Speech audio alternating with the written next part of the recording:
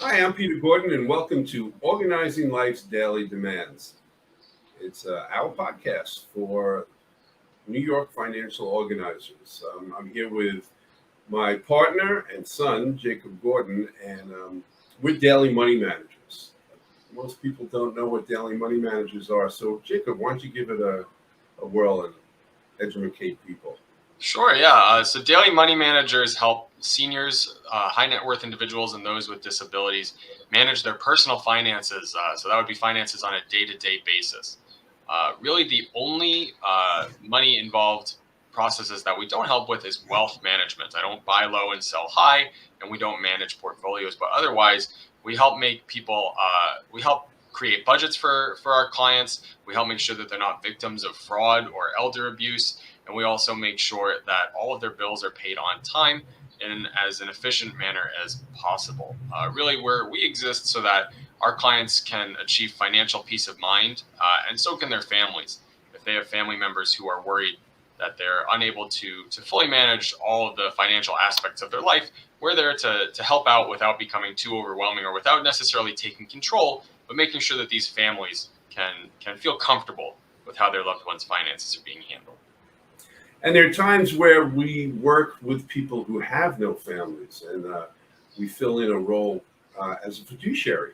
So we might be power of attorney or executor of an estate or a trustee, and that's very important. Obviously, many attorneys turn to us when somebody comes to them and they need an estate plan, but they really have no friends or family to assist them to be an executor or a trustee or possibly a power of attorney to help them when they're no longer capable of signing their name or making the decisions that will be in their best interest.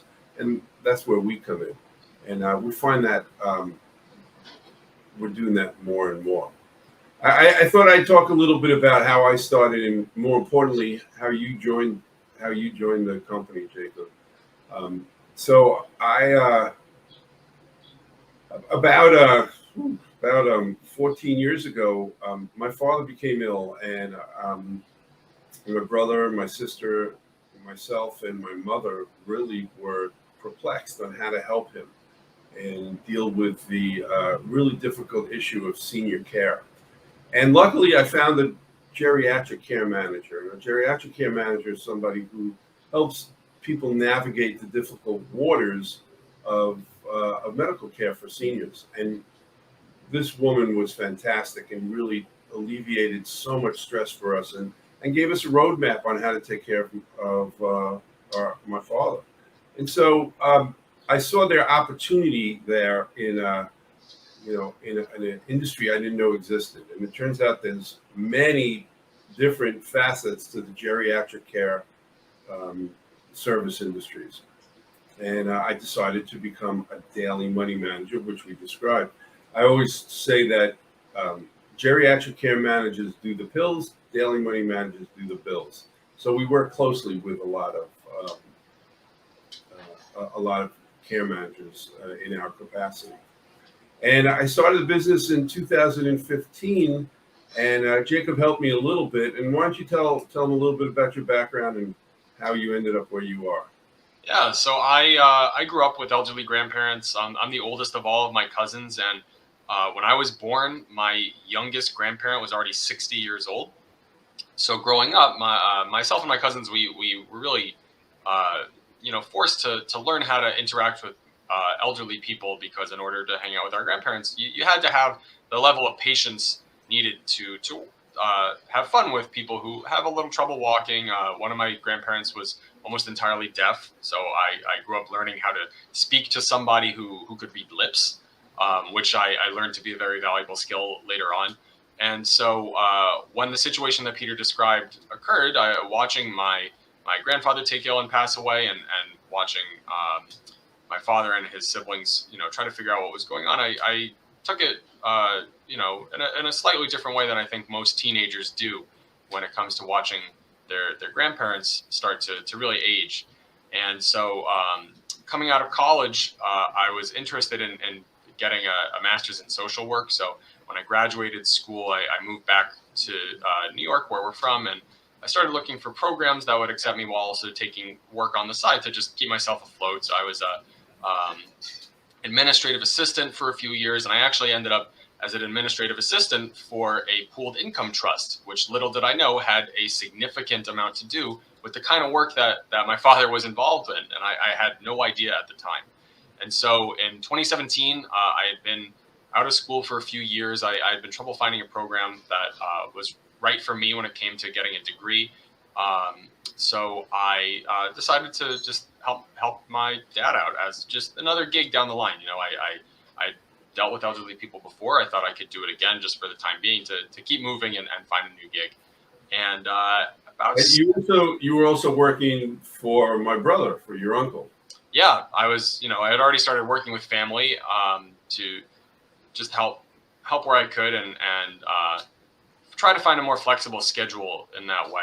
And it proved to be a interesting experience. You know, a lot of people provide a caveat when it comes to working with family, and they're not wrong, but it does work for some families. And I think we happen to be a case where it works. So, you know, when my dad threw the offer at me to just come help out, there weren't really any strings attached unless I remember that differently. No, I you got it. thought it was a stepping stone.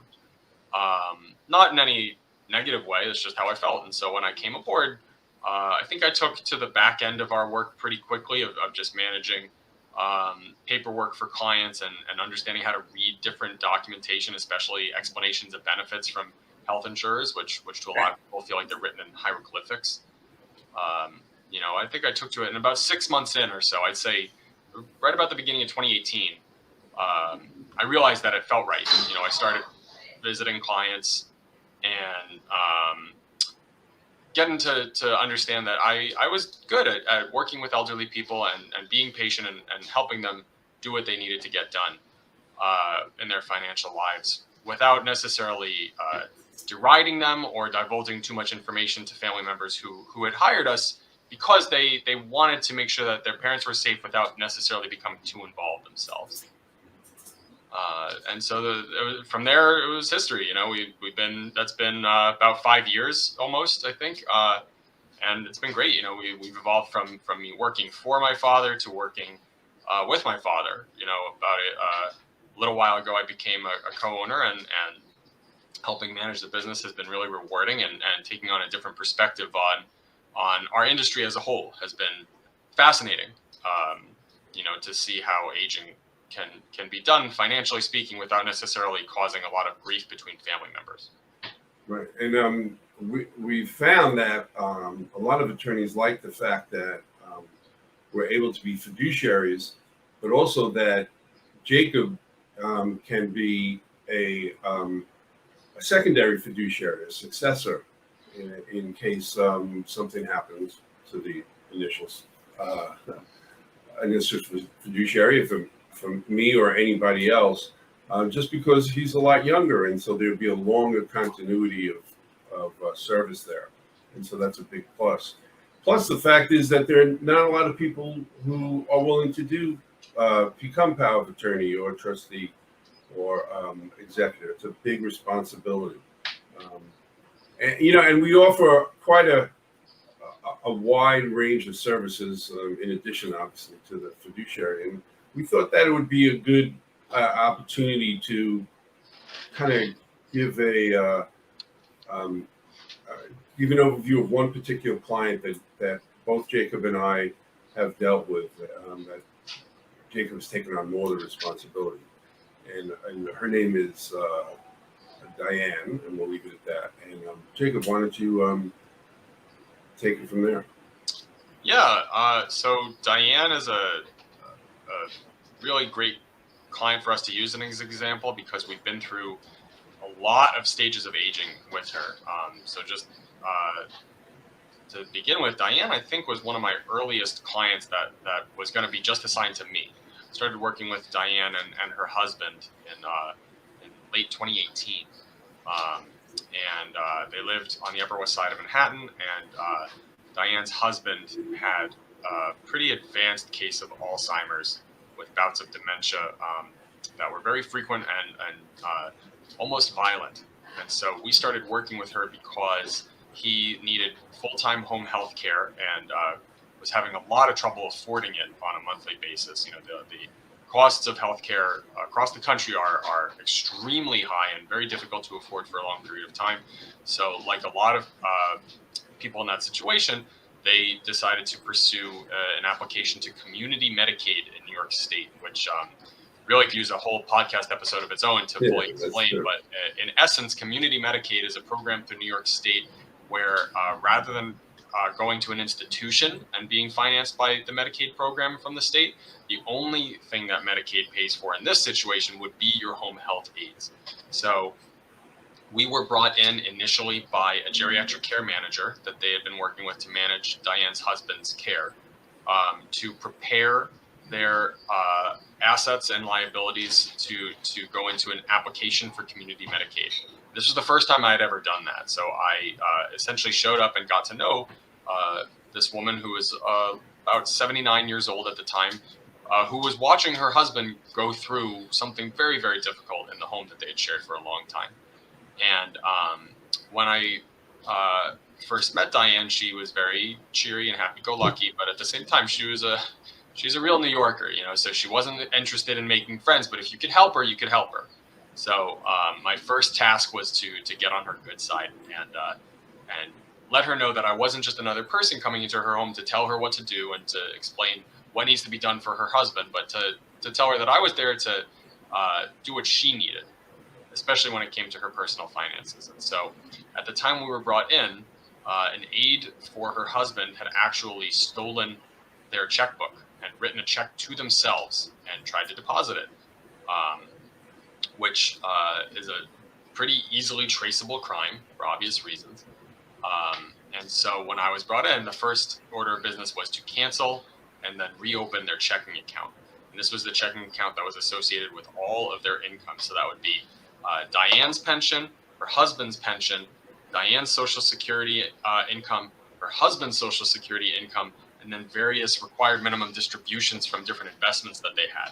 So canceling that checking account and reopening it and adding this new checking account number to all of those institutions was kind of my way of getting thrown into the deep end to help them get started on the path to financial peace of mind, as they were at the same time preparing to really open up their financial lives to the state of New York in order to prove that they were eligible to receive financial aid in affording home health care that was desperately needed. And as I went on, I'd visit Diane usually every other week. We'd hang out for about an hour or so. We'd go through all of their mail, and seniors receive catastrophic amounts of mail. Especially on the Upper West Side. Especially on the Upper West Side, you find that people get signed up for a lot of mailers, and 80%, I'd say, of her mail and of most seniors' mail was junk. And it was organizations looking for money. Right. Money that they didn't have. So we would go through their mail together and make sure that anything coming in for any credit cards or checking accounts that hadn't been updated to include their new checking account information were updated, and at the same time providing monthly estimates and balances to their attorneys who were preparing their application for community Medicaid. The process of the application can take anywhere from 3 months to a year. And a few months later, I think I started working with them in October, and in May of 2019, they were approved for community Medicaid. And we got them started with a pooled income trust. And that was another task that I helped them manage. So I was able to actually contact a pooled income trust with Diane so that she could become comfortable with the process we would have to go through of paying bills through a pooled trust in order to show the state of New York that all of the money that they were spending was on necessities like paying the maintenance on their apartment, paying electric bills and other utilities rather than spending frivolously. And by doing so, New York State could determine that they continued to be eligible for the financial aid they were receiving to pay for Diane's husband's home health care. So that was really the first phase of our work with Diane, was to help her pick up the pieces after being victim of a crime, and also make sure that they could afford to stay living in the place that they had been for 30 years by having community Medicaid step in to help them cover the exorbitant expense of home health aides. The second phase of our work with Diane and her husband unfortunately started when her husband passed away. He passed away later that year that he was approved for community Medicaid in their home, which ultimately had been their desire long ago, is that he didn't want to go to an institution where people would be unable to visit him easily. He wanted to stay at home as long as possible, and he passed away at home, which is what they desired. So, and which is the vast majority of the people we work with want to age in place. Yeah, and unfortunately, one of the things that aging in place is contingent upon is being able to afford to do so. A lot of what we do involves uncomfortable conversations about something that's very objective, which is finance. And that's not something that a lot of family members want to involve in the relationships they have with their parents, which is why having a more neutral third party like ourselves or another service is really helpful to help have that conversation and hammer out the details without necessarily damaging your relationship. Nobody is interested in having multiple conversations about their parents' finances with regards to where they want to spend the rest of their days. So what we were able to do was achieve that for Diane and her husband. Unfortunately, the second phase after her husband passed away was figuring out how Diane, without her husband's income, could continue to live in that apartment that they had been in for 30 years. Right, which they owned, but there was a very high maintenance. Right. So again, we were able to recreate a budget based on Diane's new income figures. She began to receive survivor's benefits from Social Security, which we helped her apply for after we reported Diane's husband's death to all the proper institutions. And she also got a pretty generous survivor's benefits package from their pension. They both worked for the same company, so they were easily able to get survivor's benefits from their pension fund as well.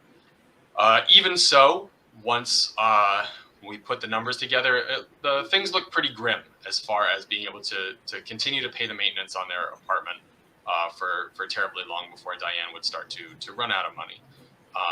So once Diane's husband passed away, we helped her reach out to the same elder law attorneys who had helped them apply for community Medicaid to redo her estate now that her husband passed away.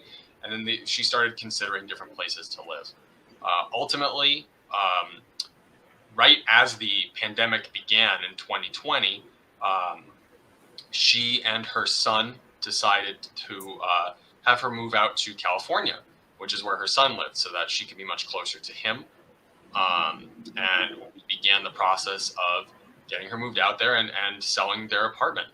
And the idea was that the sale of her apartment would be able to finance her living out in California at a much lower cost of living in the area that they were for the rest of her life. So in September of 2020, Diane actually moved out to California to be with her son. She started living nearby in a wonderful little community right on the Pacific Ocean. Literally 50 feet off the Pacific Ocean. You really couldn't ask for something much cooler than that. And meanwhile, we were able to assist the real estate agent that her son had found to market her apartment, and the apartment did sell very quickly, as many did in that era of the pandemic, in the beginning of 2021. And so from there on out, Diane was able to afford to live very comfortably in California with the help of her son nearby, using the proceeds from that apartment. And all this time, her bills were being paid in California, just as they had been in New York. We used online bill pay to help her make sure that everything was paid automatically between her cell phone bill, her cable bill, her electric bill.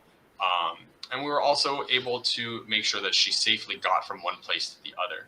At the same time, while her apartment was being sold, we were able to actually close off the services that most people really don't feel like closing off when they move or when they sell their home. So we were able to cancel her cable bill and return the cable equipment to the company, which, as many people know, can be a pretty arduous task.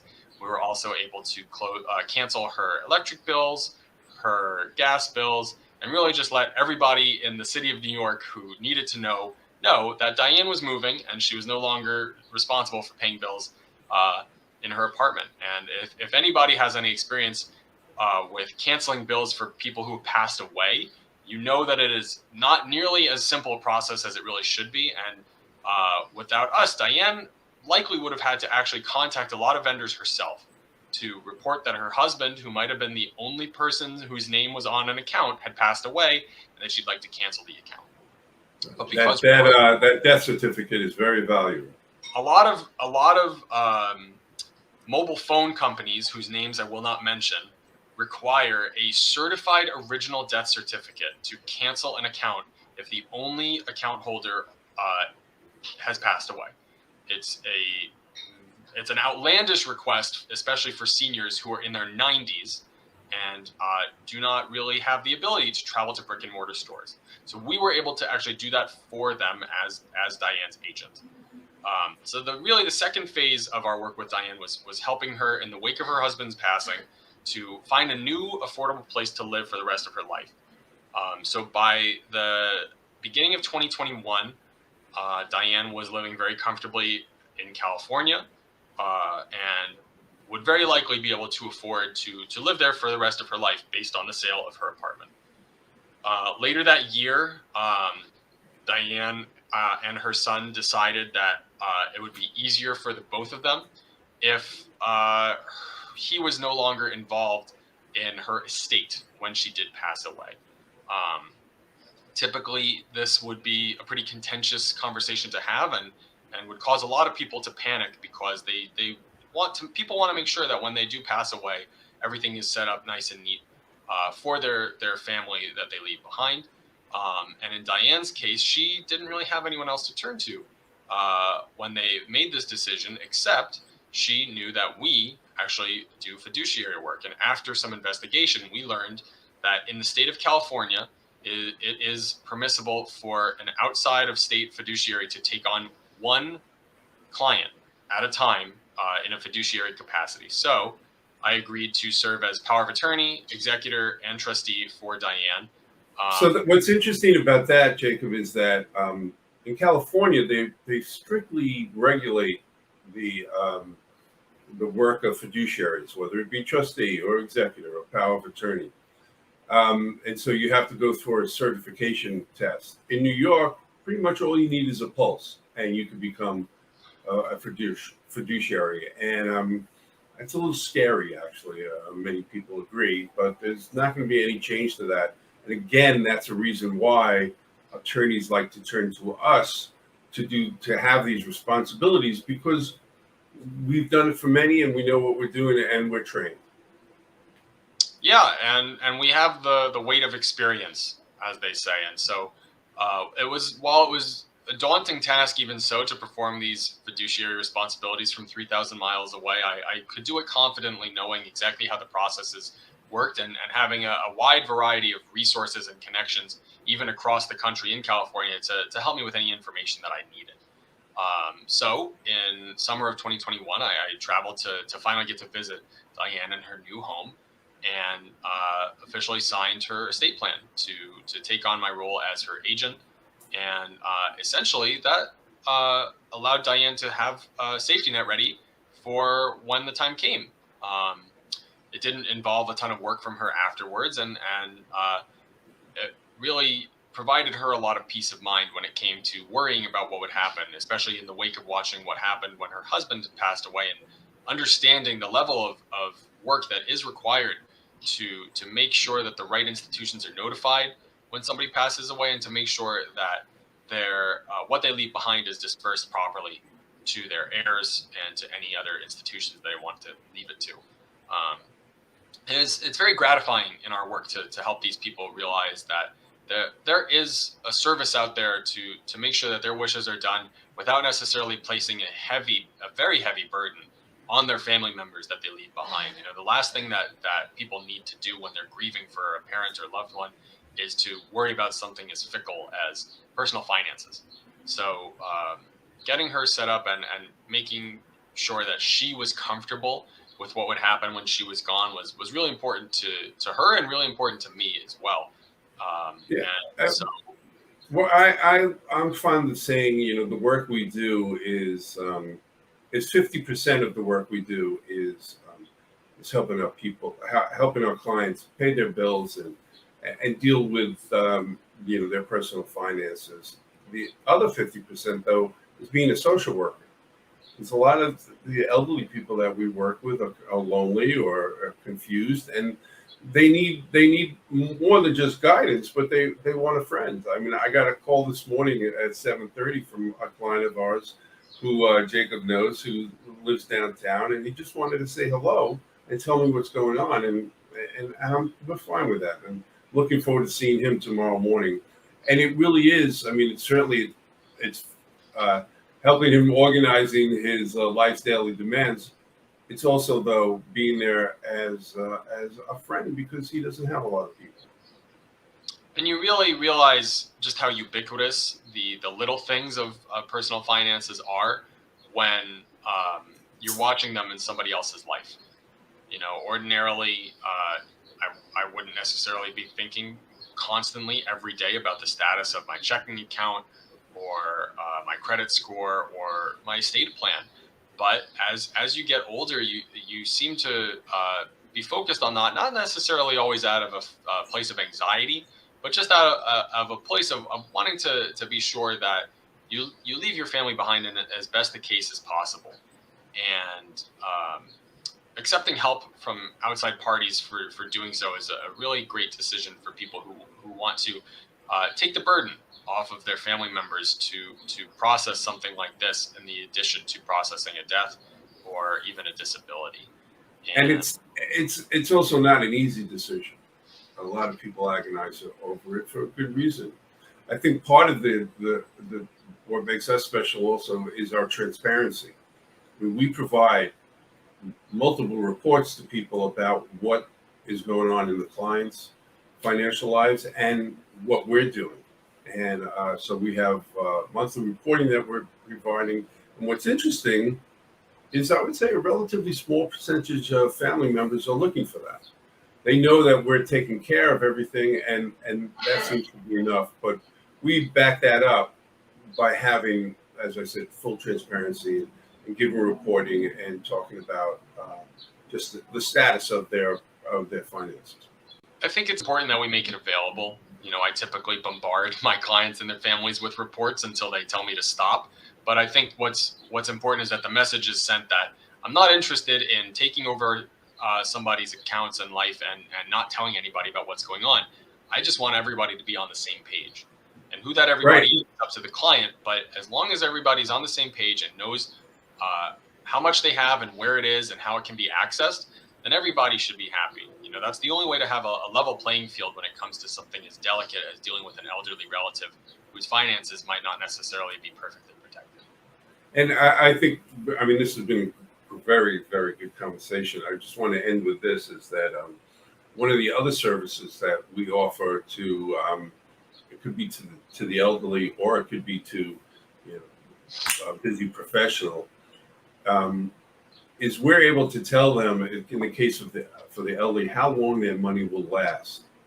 Meaning, how long can you stay where you are currently living, whether it be a home, whether it be in a senior living building. It's all reflected in the amount of income you have, your assets, and what your expenses are. And because we have access to all that information, we can calculate like how long you'll be able to stay wherever you are and what changes you might need to make.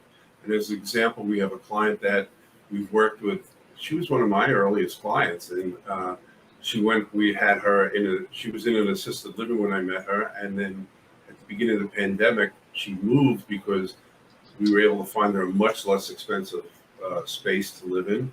And now she's running out of money and she'll end up going into a nursing home, but we're also finding her the right nursing home for her. And we're doing that with the network of people we work with. And I've mentioned it before, a geriatric care manager. that was very helpful. And all through this process, we're actually not the fiduciaries.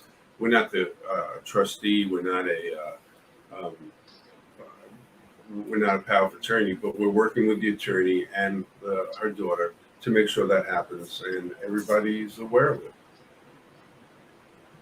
So, Jacob, that was great. I'm really glad we did this. We're really fortunate. We didn't even get into the whole issue of father-son working together. There's no issue there. What's that? There's no issue there. We've never had any conflict, and we never will. Really? No, that's a complete fabrication. It's fascinating. No, but another episode. I'm really fortunate. One of the things, and we'll kind of end on this, is like I was curious about what it would be like to be, to be working with my son, and I never had a plan to have a family business. And we made the decision, and then Jacob provided me with a biography for our website, and I read it, and in it said, "I always wanted to work with my dad." And I was like, "What are you talking about? Where did that come from?" So why don't you explain that?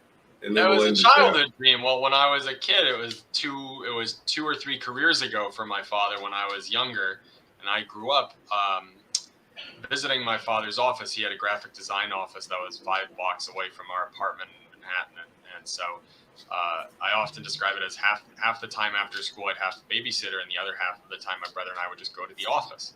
So we grew up going to an office where our father was the boss.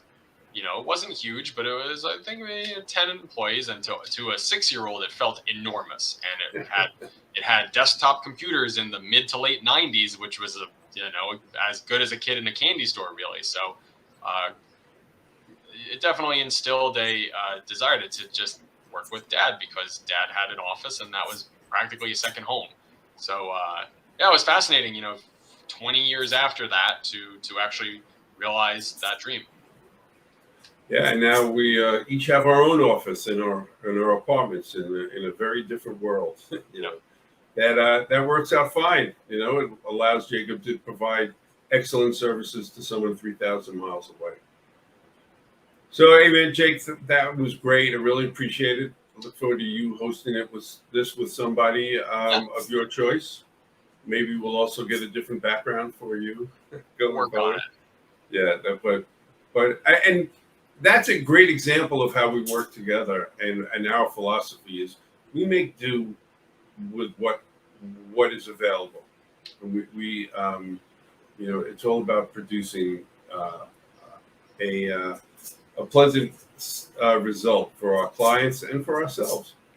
So thanks, Jake, and thank you, everybody. I hope you enjoyed this, and I look forward to seeing you at our next video and having you listen to our next podcast. Bye-bye.